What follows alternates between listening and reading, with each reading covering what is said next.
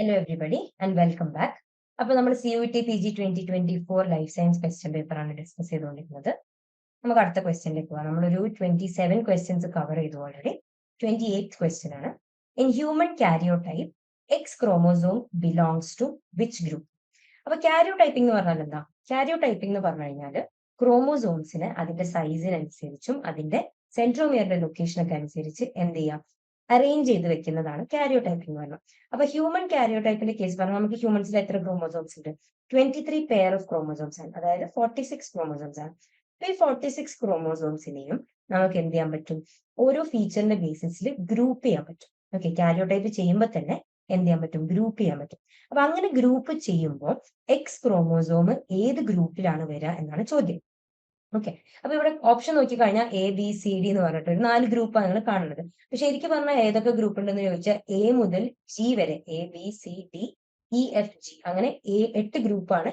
എന്ത് വരുന്നത്? 7 ഗ്രൂപ്പാണ്, സോറി 7 ഗ്രൂപ്പാണ് മൊത്തത്തിൽ ഹ്യൂമൻ കാരിയോടൈപ്പിംഗിന്റെ കേസിൽ പറയുമ്പോൾ നമ്മൾ ഉണ്ടാവുക. ഓക്കെ, അപ്പൊ അതിൽ ഈ 7 ഗ്രൂപ്പിൽ ഏതിലാണ് എക്സ് ക്രോമോസോം വരിക എന്നുള്ളത്. ഓക്കെ, ഇനി ഈ ഗ്രൂപ്പിംഗ് ഞാൻ പറഞ്ഞു ചെയ്യുന്നത് ഒന്ന് ക്രോമോസോമിന്റെ സൈസ് അനുസരിച്ചാണ്, രണ്ടാമത് ചെയ്യുന്നത് സെൻട്രോമിയറിന്റെ ലൊക്കേഷൻ അനുസരിച്ചാണ്. സെൻട്രോമിയർ എന്ന് പറഞ്ഞാൽ എന്താ? ഒരു ക്രോമോസോമിനെ അതിന്റെ P ആമായിട്ടും Q ആമായിട്ടും സെപ്പറേറ്റ് ചെയ്യുന്ന ഒരു കൺസ്ട്രക്ഷൻ ആണ് എന്ത്? സെൻട്രോമിയർ എന്ന് പറഞ്ഞാൽ. ഓക്കെ, ഈ സെൻട്രോമിയർ ചിലപ്പം Pനെയും Qനെയും ഈക്വൽ സൈസ് ആയിട്ടായിരിക്കും ചിലപ്പം സെപ്പറേറ്റ് ചെയ്യുന്നത്. ചിലപ്പോൾ P ചെറുതായിരിക്കും, Q വലുതായിരിക്കും. അങ്ങനെ ഡിഫറൻസസ് ഉണ്ടാവും. എവിടെയാണോ സെൻട്രോമിയർ വരുന്നത് അതിനനുസരിച്ച് ആമിന്റെ സൈസിൽ. അപ്പൊ ഇവിടെ എക്സ് ക്രോമോസോമിന്റെ കേസ് നമ്മൾ പറയുമ്പോൾ എക്സ് ക്രോമോസോമും വൈ ക്രോമോസോമും കമ്പയർ ചെയ്ത് നോക്കാം. എക്സ് ആണോ വൈ ആണോ വലുത്? എപ്പൊ നമ്മൾ പറയുമ്പോഴും എക്സ് ക്രോമോസോമിനെയാണ് കൂടുതൽ ജീൻസ് ഉണ്ടെന്നും അതിന്റെ സൈസ് ആണ് കൂടുതൽ എന്ന് പറയുന്നത്. ഓക്കെ, പക്ഷേ എക്സ് ക്രോമോസോമിനേക്കാൾ വലിയ ക്രോമോസോംസ് വേറെയുണ്ട്. അപ്പൊ എക്സ് ക്രോമോസോമിന്റെ സൈസ് നമ്മൾ പറയുമ്പോൾ ഒരു മോഡറേറ്റ് സൈസ് ആയിട്ടാണ് പറയാം. ഇനി വൈ ക്രോമോസോം ആണെങ്കിലോ, വൈ ക്രോമോസോം ചെറുതാണ്. അപ്പൊ മൊത്തത്തിലുള്ള ഫുൾ ക്രോമോസോംസിനെ എടുത്ത് നോക്കി കഴിഞ്ഞാൽ ഏറ്റവും ചെറിയ ക്രോമോസോംസിന്റെ കാറ്റഗറിയിൽ വരുന്ന ഒരു ക്രോമോസോം ആണ് എന്ത്? Y chromosome. ഇനി ഈ ഗ്രൂപ്പിംഗില് A to G നോക്കിക്കഴിഞ്ഞാൽ ഏറ്റവും ചെറുതിനെ പ്ലേസ് ചെയ്യുന്നത് എപ്പോഴും ഗ്രൂപ്പ് Gയിലായിരിക്കും, ഏറ്റവും വലുതിനെയാണെങ്കിൽ Aയിലായിരിക്കും. ഓക്കെ, അപ്പൊ ഇവിടെ നമുക്ക് Aയിൽ എന്തായാലും എക്സ് ക്രോമോസോം വരില്ല എന്നറിയാം. അപ്പൊ ഒരു മോഡറേറ്റ് സൈസിലാണ് എക്സ് ക്രോമോസോം എന്ന് പറയുമ്പോൾ CD ആ ഒരു പൊസിഷനിലേക്കായിരിക്കും മിക്കവാറും വരിക. ഇനി നമുക്ക് C ഉണ്ട് D ഉണ്ട് ഓപ്ഷൻ. അപ്പൊ നമുക്ക് അറിയേണ്ടത് ഏത് കാറ്റഗറിയിലാണ് ക്രോമോസോമിന്റെ സെൻട്രോമിയർ അനുസരിച്ചുള്ള ക്ലാസിഫിക്കേഷൻ വരുന്നത് എന്നുള്ളത്. അപ്പൊ സെൻട്രോമിയറിന്റെ പൊസിഷൻ നോക്കി കഴിഞ്ഞു കഴിഞ്ഞാൽ എക്സ് ക്രോമോസോമില് സബ് മെറ്റാസെൻട്രിക് ക്രോമോസോം ആണ് എക്സ് ക്രോമോസോം. അതിന്റെ ലൊക്കേഷന് സബ് മെറ്റാസെൻട്രിക് ആണ്. അപ്പൊ സബ് മെറ്റാസെൻട്രിക് ആയിട്ടുള്ള മോഡറേറ്റ് സൈസ് ഉള്ള ക്രോമോസോംസ് വരുന്നത് C ഗ്രൂപ്പിലാണ്.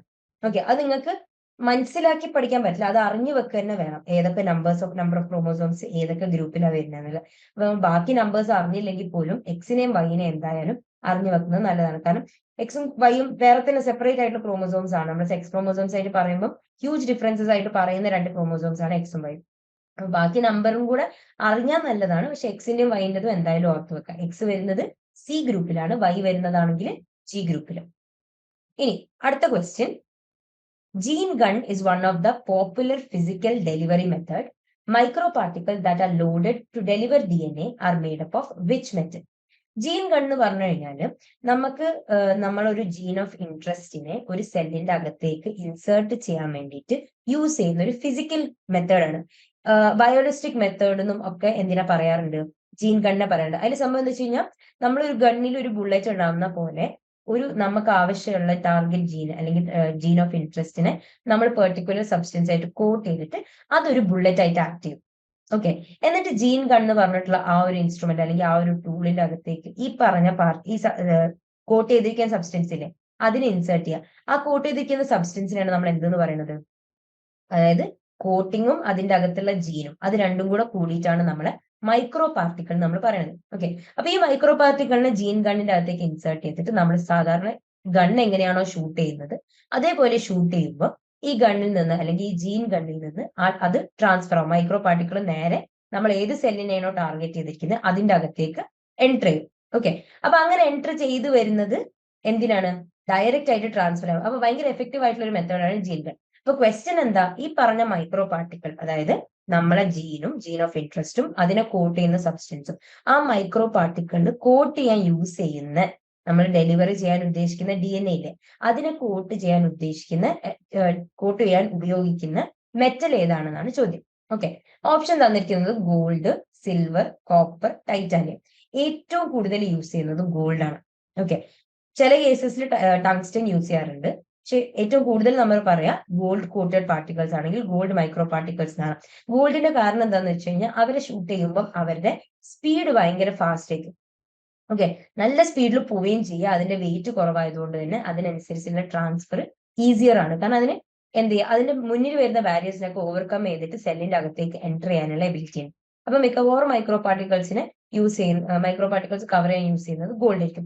സിൽവർ ആണെങ്കിലും കോപ്പർ ആണെങ്കിലും ടൈറ്റാനിയം ആണെങ്കിലും അങ്ങനെ അധികം യൂസ് ചെയ്യാറില്ല. പിന്നെ ഗോൾഡിന്റെ കേസിൽ വേറെ കാര്യം എന്താണെന്ന് വെച്ച് കഴിഞ്ഞാൽ നമ്മൾ സെൽ ഇൻസേർട്ട് ചെയ്യുന്നത് ഒരു സെല്ലിന്റെ അകത്തേക്കല്ലേ. സെൽ എന്ന് പറയുന്നത് ഒരു ലിവിംഗ് ഫോം ആണ്. അപ്പൊ സെല്ലിനെ ഹാം ചെയ്യാത്ത ഒരു ടൈപ്പ് മെറ്റൽ കൂടെ ആയിരിക്കണം നമ്മൾ യൂസ് ചെയ്യുന്നത്. അപ്പൊ കമ്പാരിറ്റീവ്ലി രണ്ട് രീതിക്കും നല്ലതായിട്ട് നിൽക്കുന്നത് ഏതാണ്? ഗോൾഡ് ആണ്. അപ്പൊ നമ്മളിവിടെ ഗോൾഡ് ആണ് യൂസ് ചെയ്യുന്നത്. ഓക്കെ, അടുത്ത question. Which of the following combination of statements are true about C4 cycle? C4 cycle എന്ന് പറഞ്ഞാൽ എന്താ? C3 cycle, C4 cycle എന്നൊക്കെ പറയുന്നത് പ്ലാന്റ്സിന്റെ കേസിലാണ്. C4 പ്ലാന്റ്സും C3 പ്ലാന്റ്സും. അതെന്താ നിങ്ങൾക്ക് ഡീറ്റെയിൽ ആയിട്ട് അറിയാം, ബേസിക് ആയിട്ടുള്ള കാര്യമാണ്. ഇനി C4 സൈക്കിളിന്റെ കേസിൽ ഫോം ചെയ്യുന്ന മോളിക്യൂൾസും അത് ട്രാൻസ്പോർട്ട് ആവുന്നതും ഒക്കെ സ്പെസിഫിക് ആയിട്ട് സെപ്പറേറ്റ് ആണ്. C3ന്റെയും C4ന്റെയും വ്യത്യാസങ്ങൾ വരുന്നുണ്ട്. അപ്പൊ ഇവിടെ C4ന്റെ കുറച്ച് സ്റ്റേറ്റ്മെന്റ്സ് എന്ന് പറഞ്ഞിട്ട് ഏതാണെന്നാണ് നമ്മൾ ചൂസ് ചെയ്യേണ്ടത്. ഇനി ആദ്യത്തെ statement, malic acid is formed in the chloroplast of mesophyll cells. 2, malic acid is transported to the chloroplast of bundle sheath cell. 3, pyruvic acid produced in mesophyll cells move to the chloroplast of bundle sheath cells. 4, malic acid is transported to the chloroplast of mesophyll cell. Chloroplast എന്ന് പറഞ്ഞാൽ എന്താ? Photosynthesis ഒക്കെ നടക്കുന്ന cell ഓർഗനിലാണ് എന്ത് chloroplast എന്ന് പറയുന്നത്. അപ്പൊ ഇവിടെ പറഞ്ഞിരിക്കുന്ന മേജർ കാര്യങ്ങൾ എന്ന് പറഞ്ഞു കഴിഞ്ഞാല്, ഒന്ന് എന്ത് ടൈപ്പ് ഓഫ് ആസിഡ് ആണെന്ന് പറഞ്ഞിട്ടുണ്ട്, മാലിക് ആസിഡും തന്നിട്ടുണ്ട്, പൈറുവിക് ആസിഡും തന്നിട്ടുണ്ട്. പിന്നെ രണ്ട് കാര്യങ്ങൾ ശ്രദ്ധിക്കേണ്ടത്, മീസോഫിൽ സെൽസും ബണ്ടിൽ ഷീറ്റും അതുമായിട്ട് റിലേഷനുമാണ്. ലൈക്ക് ഏതിലാണ് പ്രൊഡക്ഷൻ നടക്കുന്നത്, ഏതിലേക്കാണ് ട്രാൻസ്പോർട്ട് നടക്കുന്നത്, ഈ കാര്യങ്ങളൊക്കെയാണ് എന്ത് സെന്റൻസിൽ തന്നിട്ടുള്ളത്. അപ്പൊ ആദ്യത്തേൽ പറയുന്നത് മാലിക് ആസിഡ് ഉണ്ടാവുന്നത് മീസോഫിൽ സെൽസിലാണ്. രണ്ടാമത്തെ പറയണത് ഉണ്ടായ മാലിക് ആസിഡിനെ ബണ്ടിൽ ഷീറ്റിലേക്ക് നമ്മൾ ട്രാൻസ്പോർട്ട് ചെയ്യുന്നുണ്ട്. മൂന്നാമത് പറയണത് മാലിക് ആസിഡ് അല്ല, പൈറുവിക് ആസിഡ് ആണ് ക്ലോറോപ്ലാസ്റ്റ്, അതായത് മീസോഫിലുള്ള ക്ലോറോപ്ലാസ്റ്റ് ഉണ്ടാവുന്നതും പിന്നെ നമ്മൾ ട്രാൻസ്പോർട്ട് ചെയ്യുന്നത് ബണ്ടിൽ ഷീറ്റിലേക്കാണ്. അവിടെ മാലിക് ആസിഡ് അല്ല, പൈറുവിക് ആസിഡ് ആണെന്നാണ് പറയുന്നത്. പിന്നെ പറയുന്നത് മാലിക് ആസിഡ് മീസോഫില് പ്രൊഡ്യൂസ് ആവുകയല്ല, ട്രാൻസ്പോർട്ട് ആവുകയാണ് ചെയ്യുന്നത്. ഓക്കെ, അപ്പൊ ഈ സെന്റൻസസിന്റെ ബേസിസിൽ പറയുകയാണെന്നുണ്ടെങ്കിൽ C4 സൈക്കിളിൽ നടക്കുന്നത് മാലിക് ആസിഡ് പ്രൊഡക്ഷൻ മീസോഫിൽ സെൽസിലും ആ മീസോഫിൽ സെൽസിൽ പ്രൊഡ്യൂസ് ആയ മാലിക് ആസിഡിനെ പിന്നെ എങ്ങോട്ട് ട്രാൻസ്ഫർ ചെയ്യുന്നുണ്ട്? ബണ്ടിൽ ഷീറ്റ് സെല്ലിലേക്ക് ട്രാൻസ്ഫർ ചെയ്യുന്നുണ്ട്. ഇതാണ് C4 സൈക്കിളിന്റെ ഒരു മേജർ ഫീച്ചർ എന്ന് പറയുന്നത് തന്നെ. ഓക്കെ, മാലിക് ആസിഡ് പ്രൊഡ്യൂസ് ചെയ്യുന്നുണ്ട്, പക്ഷെ അത് പ്രൊഡ്യൂസ് ചെയ്യുന്നത് മീസോഫിൽ സെൽസിലാണ്. അത് ട്രാൻസ്പോർട്ട് ആവുന്നത് എങ്ങോട്ടാണ്? ബണ്ടിൽ ഷീറ്റിലേക്കാണ്. ഓക്കെ, അപ്പം ഇവിടെ ആൻസർ നോക്കുകയാണെങ്കിൽ ഏതായിരിക്കും?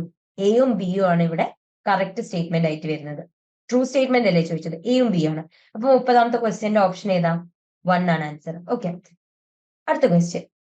The perforation between left and right atria of a fetal heart is known as foramen ovale, ductus arteriosus, fossa ovalis, ligamentum arteriosum. ഇതാണ് ക്വസ്റ്റ്യൻ. ഓക്കെ, പെർഫറേഷൻ എന്ന് പറഞ്ഞാൽ എന്താ? ഹോൾസ് എന്നാണ് അർത്ഥം അല്ലെ. അപ്പം റൈറ്റ് ആൻഡ് ലെഫ്റ്റ് ഏട്രിയ ഹ്യൂമൻസിന്റെ കേസിൽ പ്രോപ്പർലി സെപ്പറേറ്റഡ് ആണെന്നുള്ളത് നമുക്കറിയാം. കാരണം ഹ്യൂമന്റെ കേസിൽ എത്ര? 4 ചേമ്പേർഡ് ഹാർട്ട് ആണ്. 4 ചേമ്പേഴ്സും അതിൻ്റെതായ സെപ്പറേഷൻ വഴിയാണ് ഉണ്ടാവുന്നത്. കുറച്ചെങ്കിലും കണക്ഷൻ ഉള്ളത് എന്താ? റൈറ്റ് ഏട്രിയവും റൈറ്റ് വെൻട്രിക്കിളും ലെഫ്റ്റ് ഏട്രിയവും ലെഫ്റ്റ് വെൻട്രിക്കിളും ഇവർ തമ്മിൽ ചെറിയൊരു മൂവ്മെന്റ് എങ്കിലും ലൈക്ക് അലൗ ചെയ്യുന്നെങ്കിലും ഉണ്ട് ബ്ലഡിന് മൂവ് ചെയ്യാൻ. പക്ഷെ റൈറ്റ് ഏട്രിയും ലെഫ്റ്റ് ഏട്രിയും തമ്മിൽ എന്തെങ്കിലും കണക്ഷൻ ഉണ്ടോ?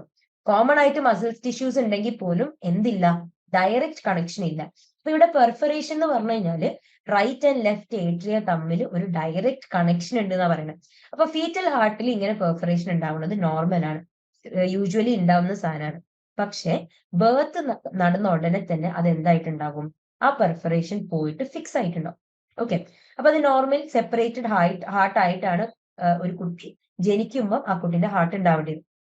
ചില കേസസിൽ ഈ പെർഫറേഷൻ എന്താവൂല? ഓട്ടോമാറ്റിക്കലി ഫിക്സ് ആവില്ല. ഓക്കെ, അതിനെ ഫിക്സ് ചെയ്യാനുള്ള എബിലിറ്റി ചിലപ്പോൾ ആ കുട്ടിക്ക് ഉണ്ടായിട്ടുണ്ടാവില്ല, അല്ലെങ്കിൽ അതിനാവശ്യമുള്ള എന്താ എന്താ പറയാ അതിനാവശ്യമുള്ള മോളിക്യൂൾസ് അല്ലെങ്കിൽ ആവശ്യമുള്ള പ്രോപ്പർട്ടീസോ കണ്ടീഷൻസോ ആ മദറിന്റെ അടുത്ത് നിന്ന് ആ കുട്ടിക്ക് കിട്ടിയിട്ടുണ്ടാവില്ല. അപ്പൊ അങ്ങനത്തെ കണ്ടീഷനിൽ എന്താവും, ജനിക്കുമ്പം അതിൽ ആ ഹോൾ അവിടെ തന്നെ ഉണ്ടാവും. അപ്പൊ ആ ഹോൾ എന്ത് ചെയ്യും, സർജിക്കലി അടയ്ക്കേണ്ടിയൊക്കെ വരും. അപ്പൊ ന്യൂ ബോൺ ബേബിക്ക് അപ്പൊ തന്നെ ഒരു സർജറി ഉണ്ടാവേണ്ടി വരും. അല്ലെങ്കിൽ എന്താ പ്രശ്നം, ആ ഹാർട്ടിന് പ്രോപ്പർ ആയിട്ട് ഫങ്ഷൻ ചെയ്യാൻ പറ്റില്ല. ഓക്കെ, അപ്പൊ ഈ ഹോളിനെ, ഈ പെർഫറേഷനെ നമ്മൾ എന്ത് പേരാ വിളിക്കുക എന്നാണ് ചോദ്യം. അപ്പൊ അതിന്റെ ആൻസർ ഫോറാമൻ ഒവേൽ എന്നാണ്. ഓക്കെ, ഫോറാമൻ ഒവേൽ എന്ന് പറഞ്ഞാൽ ഇപ്പൊ എന്താ, ഒരു ഫീറ്റൽ ഹാർട്ട് എന്നുള്ളത് സ്പെസിഫൈ ചെയ്ത് പറയണം കേട്ടോ. ബേബി ഹാർട്ട് എന്ന് പറയാൻ പറ്റില്ല, കാരണം ഫീറ്റൽ കണ്ടീഷൻ എന്ന് പറയുന്നത് ബിഫോർ ഗിവിംഗ് ബർത്ത് ആണ് അല്ലെ. അപ്പൊ ഫീറ്റൽ ഹാർട്ട് എന്നുള്ളത് സ്പെസിഫൈ ചെയ്തിട്ട് തന്നെ പറയണം. ഫീറ്റൽ ഹാർട്ടിന്റെ റൈറ്റ് ആൻഡ് ലെഫ്റ്റ് ഏട്രിയയിൽ ഉണ്ടാവുന്ന പെർഫറേഷൻസിനെയാണ് നമ്മൾ എന്തെന്ന് പറയുന്നത്, ഫോറാമൻ ഒവേൽ എന്ന് പറയുന്നത്. ഓക്കെ, ഇനി അടുത്ത question, what are the function of topoisomerase? Topoisomerase എന്ന് പറഞ്ഞ ടേമും അതിന്റെ ഫംഗ്ഷൻ നമ്മൾ വേറൊരു ക്വസ്റ്റ്യൻ, ഇതേ ക്വസ്റ്റ്യൻ പേപ്പറിൽ നമ്മൾ കണ്ടിട്ടുണ്ടായിരുന്നു, ഒരു മാച്ച് ദ ഫോളോയിങ്ങിൽ. അപ്പം അതിൽ നമ്മൾ എന്തെന്ന് പറഞ്ഞത്, ലിങ്കിങ് നമ്പറിനെ ചേഞ്ച് ചെയ്യലാണ് ടോപ്പോ ഐസോമറേസിന്റെ ഫംഗ്ഷൻ. അപ്പൊ ഇവിടെ അത് തന്നെയാണ് ആൻസർ. റിപ്പയർ ക്രോമോസോമേറ്റ് അല്ല, DNA ഐസോമർ ഫോം ചെയ്യുന്നില്ല, RNA ഐസോമറും ഫോം ചെയ്യുന്നില്ല. എന്താണ്, ലിങ്കിങ് നമ്പറിനെ ചേഞ്ച് ചെയ്യാണ്. ലിങ്കിങ് നമ്പറിനെ ചേഞ്ച് ചെയ്യാന്ന് പറഞ്ഞാൽ എന്തായിരുന്നു അർത്ഥം, അത് DNA കോംപ്ലിമെന്ററി സ്ട്രാൻഡ്സ് ആയിട്ട് എക്സിസ്റ്റ് ചെയ്യുമ്പോൾ, ഡബിൾ സ്ട്രാൻഡ് ആയിട്ട് എക്സിസ്റ്റ് ചെയ്യുമ്പോൾ അവരുടെ ലിങ്കിങ് പ്രോപ്പർ ആയിട്ട് എന്തുണ്ടാവും, അവരുടെ കോംപ്ലിമെന്ററി ന്യൂക്ലിയോടൈഡ് ആയിട്ട് പ്രോപ്പർ ആയിട്ട് ഒരു ലിങ്കിങ് ഉണ്ടാവും അല്ലെ, ഒരു ബോണ്ട് ഉണ്ടാവും. ഇനി ഇതിന്റെ ഒരു കോയിലിംഗ് അല്ലെങ്കിൽ അതിന് കൂടുതൽ പ്രഷർ വരെ, അല്ലെങ്കിൽ ആ കോയിലിംഗ് ഭയങ്കര ഹെക്റ്റിക് ആവുക, അങ്ങനത്തെ കണ്ടീഷനിലൊക്കെ എന്ത് നടക്കും, ഈ ലിങ്കിങ്ങിനെ കോംപ്ലിമെന്ററി ന്യൂക്ലിയോടൈഡ്സ് തമ്മിലായിരിക്കും ലിങ്ക് ചെയ്യുന്നത്, പക്ഷെ ലിങ്ക് ചെയ്യുന്ന പോയിന്റ്സിൽ വ്യത്യാസം ഉണ്ടാവും, ലിങ്ക് ചെയ്യുന്ന പൊസിഷൻസിൽ വ്യത്യാസം ഉണ്ടാവും. ഓക്കെ, അപ്പൊ ആ ലിങ്കിങ് ചെയ്യുന്ന പൊസിഷനിൽ വ്യത്യാസം ഉണ്ടാവുക എന്ന് പറഞ്ഞു കഴിഞ്ഞാൽ ലിങ്കിങ് നമ്പറിൽ മാറ്റേണ്ടതാണ് അർത്ഥം. ഓക്കെ, അത് പൊതുവേ ചെയ്യുന്നത് എന്തിനാ, ഈ പറഞ്ഞ കോയിലിംഗ് കാരണം എക്സേർട്ട് ചെയ്യുന്ന ഒരു ഫോഴ്സ് അല്ലെങ്കിൽ ആ ഒരു പ്രഷർ അതിനൊന്നും കുറയ്ക്കാൻ വേണ്ടിയിട്ടാണ്. ഓക്കെ, അപ്പൊ ടോപ്പോ ഐസോമറേസിന്റെ ഫംഗ്ഷൻ എന്താ, option 3, change the linking number of DNA. അടുത്ത question, arrange the steps in the correct order as they are involved in RNA interference. RNAi ഫോർമേഷന്റെ അല്ലെങ്കിൽ RNA ഇന്റർഫറൻസ് നടക്കാൻ ആവശ്യമുള്ള സ്റ്റെപ്സ് താഴെ കൊടുത്തിട്ടുണ്ട്, അതിനെ പ്രോപ്പർ ഓർഡറിൽ എന്ത് ചെയ്യാം, അറേഞ്ച് ചെയ്യാം, അതാണ് ക്വസ്റ്റ്യൻ. RNA ഇന്റർഫറൻസ് എന്താണെന്ന് നിങ്ങൾക്ക് അറിയാം. അപ്പൊ അതിന്റെ ഓർഡർ സ്റ്റെപ്പ് എങ്ങനെയാണെന്നുള്ളത് എന്ത് ചെയ്യണം, മനസ്സിലാക്കിയാണ്. ഒരു പ്രൊസീജിയർ അല്ലെങ്കിൽ ഒരു പ്രോസസ്സ് നടക്കുന്നുണ്ടെന്നുണ്ടെങ്കിൽ നമ്മൾ ആദ്യം പഠിക്കുന്നത് അതിനാവശ്യമുള്ള ഫാക്ടേഴ്സ് എന്തൊക്കെയാണ്, അതിന്റെ കൂടെയാണ് നമ്മൾ അതിന്റെ സ്റ്റെപ്സ് പഠിക്കാം. അപ്പൊ RNA ഇന്റർഫറൻസിന്റെ കേസിൽ ഫസ്റ്റ് നടക്കുന്നത് എന്താ, ഫസ്റ്റ് നടക്കുന്നത് എപ്പോഴും ആക്ടിവേഷൻ ഓഫ് RNase എൻസൈമാണ്. RNase 3 എന്ന് പറയുന്നത് ഒരു ഫോം ഓഫ് എൻസൈമാണ്. RNase എന്ന് പറയുന്നത് എന്താണ്, DNA പ്രോട്ടിയസ് എന്നൊക്കെ പറയുന്നത് എന്താ, DNA എന്ന് പറഞ്ഞു കഴിഞ്ഞാൽ പ്രോട്ടീൻ അല്ല, DNA എന്ന് പറഞ്ഞു കഴിഞ്ഞാൽ DNA സീക്വൻസിനെ ലൈസ് ചെയ്യാൻ പറ്റുന്ന അല്ലെങ്കിൽ കട്ട് ചെയ്യാൻ പറ്റുന്ന. RNase എന്ന് പറഞ്ഞാൽ അതേപോലെ തന്നെ RNA മോളിക്യൂൾസിനെ എന്ത് ചെയ്യാൻ പറ്റും, കട്ട് ചെയ്യാൻ പറ്റും. അപ്പൊ ഇവിടെ സ്പെസിഫിക് ആയിട്ട് RNA ഇന്റർഫറൻസ് പറയുമ്പോൾ RNase 3 എന്ന് പറഞ്ഞിട്ടുള്ള RNaseനെ ആക്ടിവേറ്റ് ചെയ്യേ അതിനെന്ത് ചെയ്യും, അത് യൂസ് ചെയ്തിട്ട് RNAനെ കട്ട് ചെയ്യാനും തുടങ്ങും. ഓക്കെ, അതാണ് ആദ്യത്തെ സ്റ്റെപ്പ് എന്ന് പറയുന്നത്. ഓക്കെ, പിന്നെ വരുന്ന കാര്യം എന്ന് പറയുന്നത്, ഈ RNaseന്റെ ആക്ട് കാരണം കട്ടാവുന്ന സംഭവം എന്തായിട്ട് മാറും, സ്മോൾ ഇന്റർഫിയറിംഗ് RNase ആയിട്ട് മാറും. ഓക്കെ, സ്മോൾ ഇന്റർഫിയറിംഗ് RNase ആയതിനു ശേഷം പിന്നെ ആവുന്നത് എന്താ, പിന്നെ അവർ DNA ആയിട്ട് കമ്പൈൻ ചെയ്തിട്ട്, പിന്നെയുള്ള ന്യൂക്ലിക് ആസിഡ് ആയിട്ട് കമ്പൈൻ ചെയ്തിട്ട് അവരെന്തായിട്ട് മാറും, RISC കോംപ്ലക്സ് ആയിട്ട് മാറും. RISC കോംപ്ലക്സ് ആയി മാറിയതിനു ശേഷമാണ് പിന്നെ എന്ത് നടക്കുന്നത്, ടാർഗറ്റഡ് RNAന്റെ ഇനാക്ടിവേഷൻ നടക്കുന്നത്. അപ്പൊ ഓർഡർ ചോദിച്ചു കഴിഞ്ഞാൽ എപ്പോഴും എന്താ, ഈ കേസിൽ RNaseന്റെ ആക്ടിവേഷൻ, അത് കഴിഞ്ഞ് siRNAന്റെ ഫോർമേഷൻ, മൂന്നാമത് RISC കോംപ്ലക്സിന്റെ ഫോർമേഷൻ, അത് കഴിഞ്ഞിട്ട് എന്ത് വരും, ഇനാക്ടിവേഷൻ ഓഫ് ടാർഗറ്റ് RNA വരും. ഓക്കെ, അപ്പൊ ആൻസർ എന്താ വരുന്നത്, ഓപ്ഷൻ 3 BATC. ഓക്കെ, അടുത്ത ക്വസ്റ്റ്യൻ, അടുത്തത് ഒരു മാച്ച് ദ ഫോളോയിങ് ആണ്. കഴിഞ്ഞ സെക്ഷനിലൊക്കെ നമ്മൾ ഒരുപാട് മാച്ച് ദ ഫോളോയിങ് ഉണ്ടെന്ന് പറഞ്ഞിരുന്നു. ഈ സെക്ഷന്റെ ആദ്യത്തെ മാച്ച് ദ ഫോളോയിങ് ആണത്.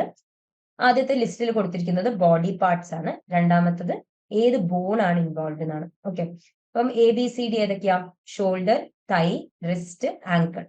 1 2 3 4 ടാർസൽസ്, കാർപ്പൽസ്, ഹ്യൂമറസ്, ഫീമർ. ഇതിൽ നിങ്ങൾക്ക് അറിയുന്നത് ഏതൊക്കെയാന്ന് നോക്കാം ആദ്യം. ഓക്കെ, ഫീമർ നിങ്ങൾക്ക് അറിയാം. ഫീമർ എവിടെയാണ് വരുന്നത്, തൈയിലാണ്, ലെഗിലല്ലേ വരുന്നത്, ഫീറ്റിലേക്ക് വരുന്നില്ല, ലെഗിലേക്കാണ് വരുന്നത്. അപ്പൊ തൈബോൺ ആണ്, തൈബോൺ ആയിട്ടാണ് എന്ത് ഫീമർ വരുന്നത്. അപ്പൊ B എന്താണ്, 4 ആണെന്ന് നിങ്ങൾക്ക് അറിയാം. ഓക്കെ, അത് ഫിക്സ്ഡ് ആണ്. പിന്നെ വരുന്നത് നിങ്ങൾക്ക് അറിയുന്ന രണ്ട് കാര്യം ടാർസൽസും കാർപ്പൽസും. അവിടെ ഒരു കൺഫ്യൂഷൻ വരാൻ ചാൻസ് ടാർസൽ ആണോ കൈമേൽ വരുന്നത്, കാർപ്പൽ ആണോ കൈമേൽ വരുന്നത് എന്നുള്ളൊരു ചെറിയ കൺഫ്യൂഷൻ വരും.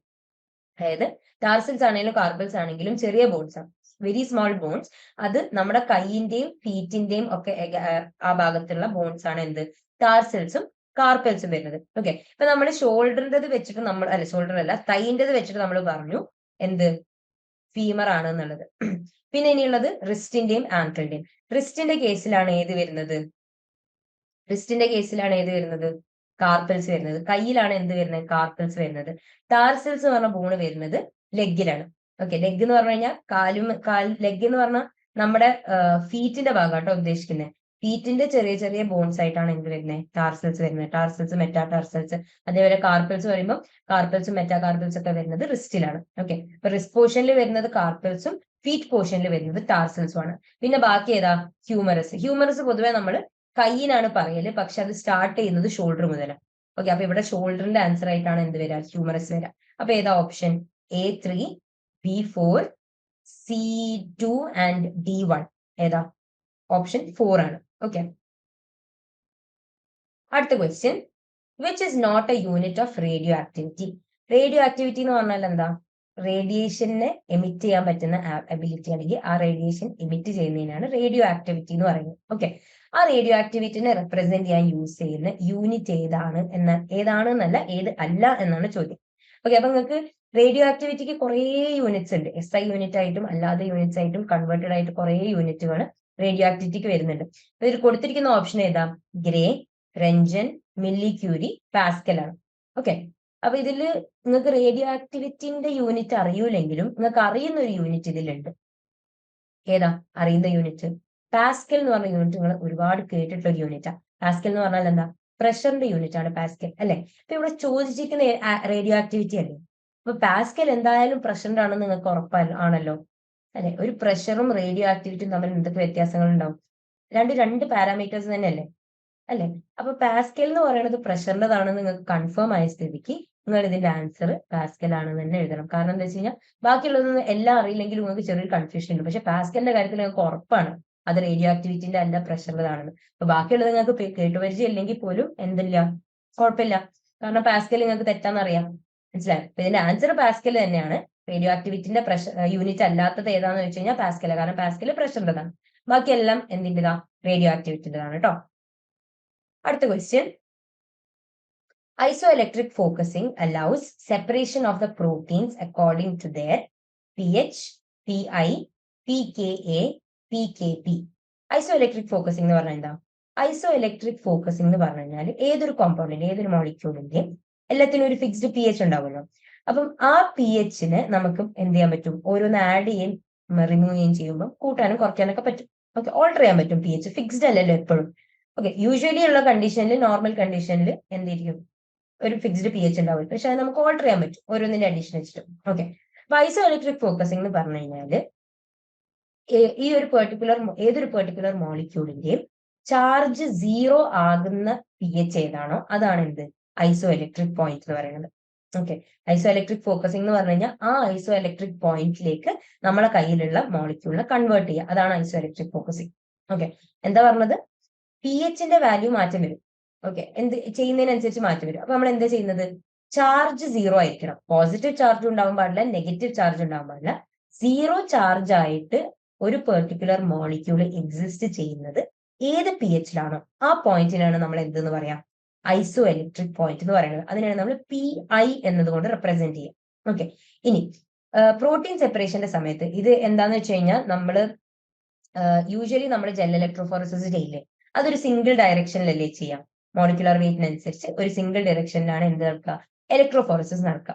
അതേപോലെ രണ്ടാമതൊരു എക്സ്ട്രാ പാരാമീറ്റർ ആഡ് ചെയ്തിട്ട് 2 ഡയറക്ഷനിൽ പ്രോട്ടീനെ സെപ്പറേറ്റ് ചെയ്യാൻ വേണ്ടിയിട്ട് 2D ജെൽ ഇലക്ട്രോഫോറസിസ് എന്ന് പറഞ്ഞിട്ടുള്ള ഒരു ടെക്നിക്ക് ഉണ്ട്. ഓക്കെ, 2D ജെൽ ഇലക്ട്രോഫോറസിസ് എന്ന് പറഞ്ഞു കഴിഞ്ഞാൽ ഫസ്റ്റ് നമ്മൾ ഹൊറിസോണ്ടലി അതിനെ സെപ്പറേറ്റ് ചെയ്തോളൂ. ആ സെപ്പറേഷൻ നടത്തുന്നത് ഐസോ ഇലക്ട്രിക് പോയിന്റ് വെച്ചിട്ടാണ്. ആ ഹൊറിസോണ്ടലി സെപ്പറേറ്റ് ചെയ്തതിന് ശേഷം അതിനെ നമ്മൾ നോർമൽ ജെൽ ഇലക്ട്രോഫോറസിസിലേക്ക് വിടും. അപ്പൊ എന്താ, അവിടെ വെർട്ടിക്കൽ സെപ്പറേഷൻ വന്നു. ഇപ്പൊ 2 ഡയറക്ഷനിൽ സെപ്പറേഷൻ വന്നില്ലേ, അപ്പൊ കുറച്ചും കൂടി 2 പാരാമീറ്റർ ആഡ് ചെയ്യാന്ന് പറഞ്ഞു കഴിഞ്ഞാൽ ഒന്നും കൂടെ നമ്മളെ സെപ്പറേഷൻ പ്രോപ്പർ ആയിട്ട് കിട്ടിയെന്നാണ്. ഓക്കെ, ഇവിടെ ഐസോ ഇലക്ട്രിക് ഫോക്കസിങ് എന്താണെന്ന ചോദ്യം. ഐസോ ഇലക്ട്രിക് ഫോക്കസിങ് എന്തിന്റെ ബേസിസിലാണ് മോളിക്യൂൾസിനെ അല്ലെങ്കിൽ പ്രോട്ടീൻസിനെ സെപ്പറേറ്റ് ചെയ്യുക എന്നാണ് ചോദ്യം. അപ്പൊ ഇവിടെ ആൻസർ എന്താ? PI ആണ്. ഓക്കെ, ഐസോ ഇലക്ട്രിക് പോയിന്റിന്റെ ബേസിസിലാണ് സെപ്പറേഷൻ നടക്കുക. നിങ്ങൾ ശ്രദ്ധിക്കേണ്ട ഒരു കാര്യം എന്താണെന്ന് വെച്ച് കഴിഞ്ഞാൽ, ഈ ഐസോ ഇലക്ട്രിക് പോയിന്റിൽ സെപ്പറേഷൻ നടത്താൻ വേണ്ടിയിട്ട് നമ്മൾ യൂസ് ചെയ്യുന്ന ഒരു ജെൽ ഉണ്ടാവില്ലേ, ആ ജെല്ലിൽ ഒരു pH ഗ്രേഡിയന്റ് ഉണ്ടാവും. ഏറ്റവും മേലെ 10 എന്ന് പറഞ്ഞിട്ട് pH അല്ലെങ്കിൽ ഏറ്റവും ഹയസ്റ്റ് ആയിട്ട് pH, ഏറ്റവും താഴേക്ക് പോകുമ്പോൾ അതിന്റെ ഒരു അസിഡിക് pHയിലേക്കും പോകും. അപ്പൊ ഒരു pH ഗ്രേഡിയന്റ് ഇൻക്രീസിങ് അല്ല ഡിക്രീസിങ് ഓർഡറിൽ ഒരു pH ഗ്രേഡിയന്റ് എന്തിനുണ്ടാവും? ആ ജെല്ലിനുണ്ടാവും. എന്നിട്ടാണ് നമ്മൾ എന്തിനിടുക? സാമ്പിളിന് ഇടുക. അപ്പൊ സാമ്പിളിന് ഇട്ടിട്ട് നമ്മൾ അതിന്റെ പ്രോപ്പർ ആയിട്ട് ഇലക്ട്രിക് കറന്റ് കൊടുത്തു കഴിഞ്ഞാൽ എന്ത് സംഭവിക്കും? ഈ നെറ്റ് ചാർജ് 0 ആവുന്ന പോയിന്റിൽ പോയിട്ട് പ്രോട്ടീൻസ് സ്റ്റേ ചെയ്യും. ഓക്കെ, അപ്പൊ pH ഗ്രേഡിയന്റിന്റെ മുകളിലാണ് ഇവർ സെപ്പറേറ്റ് ആവുന്നത്. പക്ഷെ എന്തിന്റെ ബേസിസിലാണ് സെപ്പറേഷൻ നടക്കുന്നത്? അവരുടെ ഐസോ ഇലക്ട്രിക് പോയിന്റിലാണ്. ഓക്കെ, അപ്പൊ pH ഗ്രേഡിയന്റ് ഉണ്ട് എന്നുള്ളത് ചിലപ്പോൾ ചിലവർക്ക് അറിയുന്നുണ്ടാവും. അപ്പൊ അതും ഇതും കൺഫ്യൂഷൻ ആവരുത്, കാരണം ഓപ്ഷനിൽ pH കൊടുത്തിട്ടുണ്ട്. അതിന് മനസ്സിലായോ? അപ്പം pH കൊടുത്തിട്ടുണ്ട്, PIയും കൊടുത്തിട്ടുണ്ട്. pH എന്ന് പറയുന്നത് അതിന്റെ ജെല്ലിന്റെ ഗ്രേഡിയന്റാ. സെപ്പറേഷൻ നടക്കുന്നത് അപ്പോഴും എന്തിന്റെ ബേസിസിലാണ്? PI വാല്യൂന്റെ ബേസിസിലാണ്. ഓക്കെ, അപ്പം ഇന്നത്തേക്ക് തൽക്കാലം ഇത് നിർത്താം. ബാക്കി നമുക്ക് അടുത്ത ക്ലാസ്സിൽ കണ്ടിന്യൂ ചെയ്യാം. Thank you.